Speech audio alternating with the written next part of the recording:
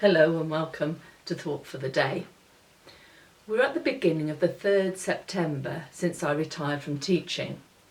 I began as a biology teacher, worked a little in a home for adults with learning difficulties, and for the last 20 years I worked in a school with young people with learning disabilities and their families. I'm sure there are teachers out there who would love to be in my shoes, watching all the kids going back in while sitting in my kitchen with a cuppa in my hand. It can be a stressful and demanding occupation. But I loved it, and it did in no small measure define who I was. And now it's gone, and I'm looking to find new ways to define myself. And I think that expectations play an important part in that. We all live with expectations in our lives about what we can or cannot be and do, and what we should and should not do or be. Sometimes these expectations come from other people, and sometimes they come from ourselves. And of course there are physical limitations placed upon us.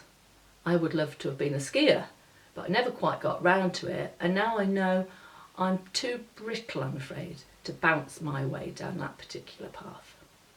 We're social animals, and so other people's expectations are a huge pressure to us to act to fulfil them, to fit in with our societal norms, and that's the same for all people. These expectations shift and change according to so many external factors: your age, your gender, your financial position. There are a lot of shoulds out there, aren't there? And we feel the weight of them.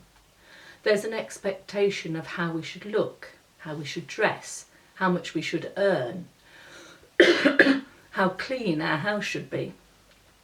The shoulds can be overwhelming and discouraging if we feel we can't live up to them all. We all struggle at some level with living up to the expectations of others. It begins from the time we're born.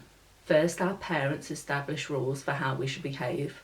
Then we go to school and we have educational standards and goals to live up to. When we get a job, our employers expect certain things of us. And eventually we learn to develop our own expectations of how others should behave. We take these expectations into our relationships with our friends, with our spouses.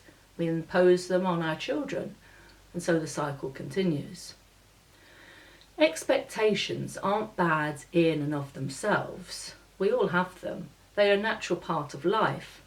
The problem arises when we place too much weight on the expectations of others, to the point that we start living for their approval. We may get lost somewhere between the way others see us and who we really are. I think young people particularly are heavily influenced by expectations of conformity from their peers. It takes a particularly strong character to not be affected by them. I've got a friend whose 16-year-old son was homeschooled and who is just beginning a college course in Shrewsbury. He hasn't had much peer pressure in life so far, and it'll be interesting to see how his immersion in his peer group might change him as he meets daily with other people's expectations of him, because at present he's very much living his own way, to his own expectations of himself. The weight of other people's expectations is one that we all have to bear. So whose approval do we want? Whose expectations should we seek to fulfil? As I said, I worked with the families of young people with learning disabilities, and I believe that I was good at it. It fitted me well. I felt that it was a job that I was designed to do. God has created each of us uniquely. He's given us gifts, talents, passions and dreams, and he expects us to use them. I believe he gave me character traits and life experiences that led to me having that job in Newtown in a special school and doing it well. I felt that I was doing what God expected me to do, what he had designed me to do. So do the things that light you up.